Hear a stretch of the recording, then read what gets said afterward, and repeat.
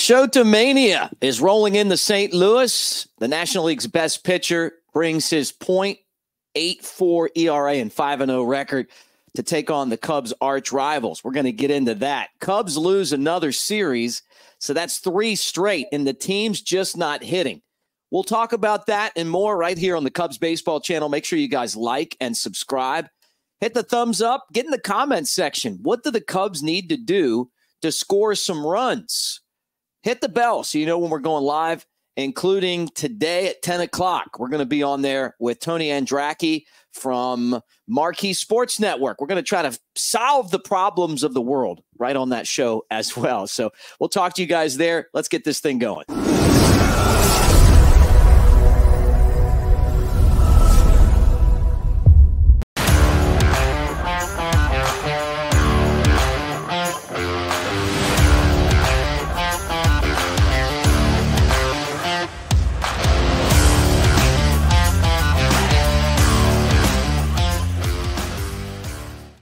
Say everybody with Anthony Pasquale. I'm Mick Gillespie. Follow us on our socials at @_Pasquale3. I'm at Broadcaster Mick, and we talk Cubs baseball here at least once a day, sometimes more than that. And if anything breaks, you know you can count on us to get you covered in that aspect as well. All right, buddy, let's get into it right away.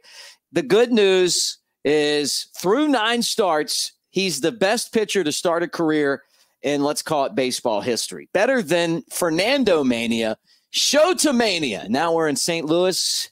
What do you think? Yeah, it's a traveling show. It's the best thing in town, and Shota Imanaga gets his first taste of the Cubs-Cards rivalry. I'm excited to see him. They've talked about how he's been immersing himself in American culture. Well, now he's got to immerse himself into this rivalry and go out there with some swagger and shut down the Cardinals, who have won a little bit more than the Cubs have over the last week or so. I know they're still chasing the Cubs in the division, but you always get their best, and they always get our best. That's what makes a rivalry fun, and you like to start off that series with your best pitcher on the mound. He was on the Pat McAfee show. This guy's got such a great sense of humor on top of everything. Yeah, Pat McAfee, I guess, stood in like his little window because they obviously weren't in person. And McAfee was holding the bat up, and he was like, "Shota, where would you pitch me?" And through his interpreter, Shota said, "A fastball right near the face." They asked him about Chicago-style deep dish pizza. They didn't get into the conversation that you and I got into, right? What our favorite deep dish pizza in the Windy City is. But what did he say about that? He said, "I had one piece and I was very full." He's a taco guy, which is pretty funny. He's a taco guy.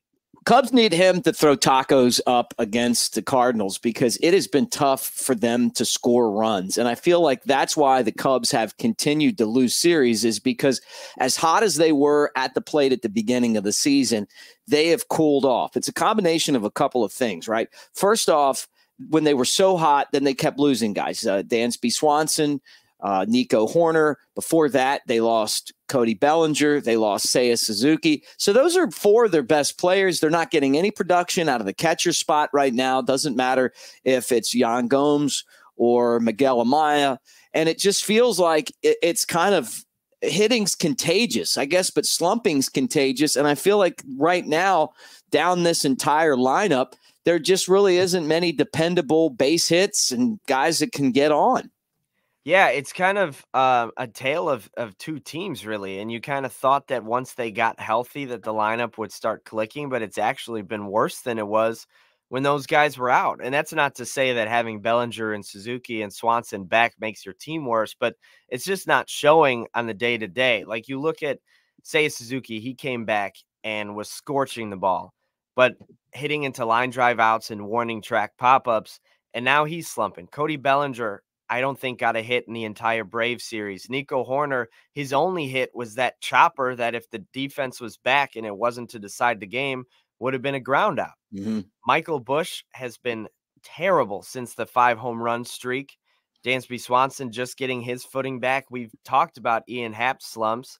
Christopher Morel is hitting the ball on the nose right into the opponent's glove. Like there's nobody in the lineup right now that you're like, in a tight game, I want this guy up because everybody's struggling. Mike Tauchman was your best hitter for 2 weeks. He can't buy a hit right now. It's bleak. Well, the thing that I don't understand too is you send Pete Crow Armstrong down, who can generate offense by just being able to run the ball, or run not the ball like in football, but be able to run, the bases and steal bags and everything else. So, to me, it's like that takes something out of the offense as well. Although he would be a great running back if he was playing for the Bears, it feels like. But yeah. It's also a combination of the Cubs facing some really tough pitchers. Like you had Dylan Cease and Yu Darvish and Chris Sale, Max Fried, Paul Skeens, Jared Jones. Like you're getting a lot of these really good pitchers from good teams. But how are you ever going to say that this team can contend if you can't hit the best pitchers? That's who you have to hit against if you want to go far. And it's like day by day, you've got a no-hit bid into the 5th. Paul Skeens throws 6 no-hit innings. A reliever started today's game and went 5 shutout. I mean, you just can't seem to buy any early runs. Like I texted you last night, or 2 nights ago, actually, during that game and said the Cubs have only scored 4 runs off of starters in the last week.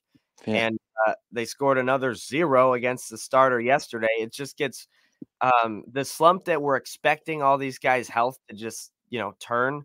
The slump just keeps getting longer and longer. Yeah, Boog is really good at giving us like a boatload of stats during the game. And one of them that I heard him talk about yesterday was, that the Cubs have what the starting pitcher ERA against the Cubs is like 1 something, over this stretch of time. And it's like, man, I don't need a stat to know that right now they're just not hitting. And that just, I guess it just quantitates how bad things are for this team right now. Some of it is luck, and some of it is, obviously the injuries, and some of it's bad umpiring too. I mean, think about Nico Horner's at bat. He gets called, they call a strike on a pitch that was this far out of the zone. Yeah. And how many times have we talked about how bad the home plate umpires have been over this stretch? Now, it's not why the Cubs aren't scoring, and that's not why they're not hitting. But at the same time, I'm a big advocate for having a challenge, right? I mean, look at the NBA playoffs. They have a challenge there. Look at the NFL. They have a challenge there. College football has a challenge.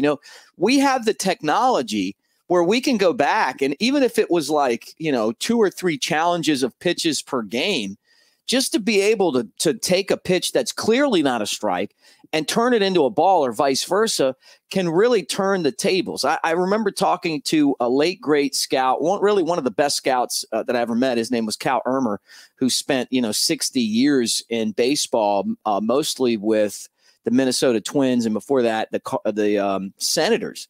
And he said 4 or 5 pitches in one game can change the game. And it's like he said, even sometimes 2 pitches in a game, 1 pitch in a game that's called wrong or right for you, it's a game changer. But they're saying that the technology just isn't there yet. So no Robo Umps next year, which to me is a little bit disappointing. And I know some of you guys are going to be like, I like the human element. I hate the human element. Yeah, it's frustrating. Obviously, the Cubs aren't the only team dealing with it. It's happening baseball wide. Like guys are getting frustrated with some of these calls. And it feels like as we've kind of progressed in society with the technology to put the little strike zone right there when you're watching the TV, it makes it that much more obvious when these guys miss calls. And you could say it's not affecting these guys and they could still be getting hits, which is absolutely true. But when you take an 0-0 pitch that is a ball and it ends up being a strike, 1-0 versus 0-1 is way different. Yeah. Now you have to attack because you don't want to be in a 2-strike count and get all the breaking stuff. Let's say you foul that one off. All of a sudden it's 0-2 instead of that 1-0 pitch that maybe you would have taken. Maybe you would have driven that. Maybe you don't foul it off. I remember a few years back, it seemed like Kyle Schwarber was kind of like the poster child of that. He'd get a bad call for strike 1, foul it off for strike 2, and all of a sudden he's in an 0-2 hole. And it's been happening day after day with all these guys. And I get sometimes giving the pitchers the benefit of the doubt if they're an established guy or maybe Aaron Judge's strike zone is a little bit smaller, but it has to be consistent. And right now, the only thing that's consistent is that the home plate umpires are bad. Yeah. And that would be a way to clean it up. I'm not saying every pitch be called by the robot ump, But the best system that I've heard of is where you get like 3 challenges. I say you get 3 challenges. This is the mixed system. 3 challenges, but the 3rd challenge goes until you don't get it right. So what I would say is you get 3 automatically, but if you get the 3rd one wrong, then that's it. If you get the 3rd one right, then you get a 4th one. If you get the 4th one right, then you get a 5th one. Because if somebody's really terrible behind the plate, you should be able to have it. And I'm not talking about borderline calls. I'm talking about where it is clear and obvious that these guys are missing. Like Angel Hernandez. Can you imagine if you only had 3? That guy misses so many balls and strikes, you're going to want like 10 of them, right? Yeah, it should be if you get it right, you just keep that one. Like you keep going until you get it wrong. And that would work, especially against some of those umpires like Angel Hernandez. The other thing I'd like is for some concrete explanation of what a check swing is. I don't think anybody knows right now. And it's been like if the bat crosses home plate, if the bat breaks your hand, like there's a million different ways to interpret it, but it seems like everybody's always mad about it. So just define it. Like in football a few years ago, there was all that discretion. What's a catch? Is this a catch? Is that a catch? Figure out what a catch is. Figure out what a check swing is and go from there. Yeah, no doubt. Well, Ben Brown was a spot starter, a bullpen starter. And again, he threw a great start. He gave up a home. No, that was actually Wisniewski that gave up a home run. So he didn't give up any runs. Yeah, 4 shutout innings. And, you feel like, why not slide him back in the starting rotation? And I got to tell you, it's hard to argue. I don't know why you wouldn't. Yeah, well, right now you've got Jordan Wicks and Drew Smyly still on the injured list. And when Smyly was healthy, mind you, he was out of the bullpen. You've got Imanaga, you've got Steele, you've got Tyone, and you've got Assad. With Hendricks back in the bullpen, you don't have a 5th starter right now. It could be Brown, it could be Wisniewski, and I guess it could be Hendricks, although they seem like bullpen is the best option for him right now. And with the way Brown is pitching and how he's obviously stretched out, he pitched almost 70 pitches yesterday, and Hayden only went an inning and a third. So they're definitely more confident with Ben Brown going deeper at the moment. They've kind of unstretched Hayden Wisniewski after stretching him out earlier. So I would guess every 5th day, maybe you keep Wisniewski ready to piggyback Brown. But if Brown doesn't start this next time through the rotation, it would have to be somebody from the minor leagues because there's nobody else right now. Yeah, right. I don't know. I was surprised, and I'm surprised that he's not in the starting rotation already. But, I'm sure that there's a reason why. Now, Kyle Hendricks came in out of the bullpen, and he gave up more runs. And it wasn't like he was in there a lot. But what's going on with this guy? I mean, I hate it. I hate the fact that things are just so tough for him right now. But here he is, 2 innings, 4 hits, 2 runs. It was a 1-0 game. They bring him in, and immediately you're down 3, and the pressure's off Atlanta, and you lose the game. Yeah, I mean, the one thing I will say, and I'm sure people in the comment section will rebuttal with this as well, you're not going to win many games that you don't score in. Like, you're going to have to score at some point, and if you told me before the game the Cubs pitching staff was going to only give up 3 runs, I'd like our chances to win against a team like that. Unfortunately, the Cubs didn't score at all. But with Hendricks, it's frustrating because wouldn't you rather put him like lower leverage kind of to start the game or at least the first guy out of the pen? No, he gets the 8th inning. Like that's probably the worst inning you could possibly give this guy right now who has no confidence. Throw him out there for the 8th inning. Granted, it was against 8, 9, and 1, so probably the best part of the lineup to face. But I think he gave up a hit and a walk. And that was to 8 and 9. So now you got the top of the order with 1st and 2nd. It's miraculous. He only gave up 2 runs, but he can't command it. And then when he tries to just get me over strike, they crush it.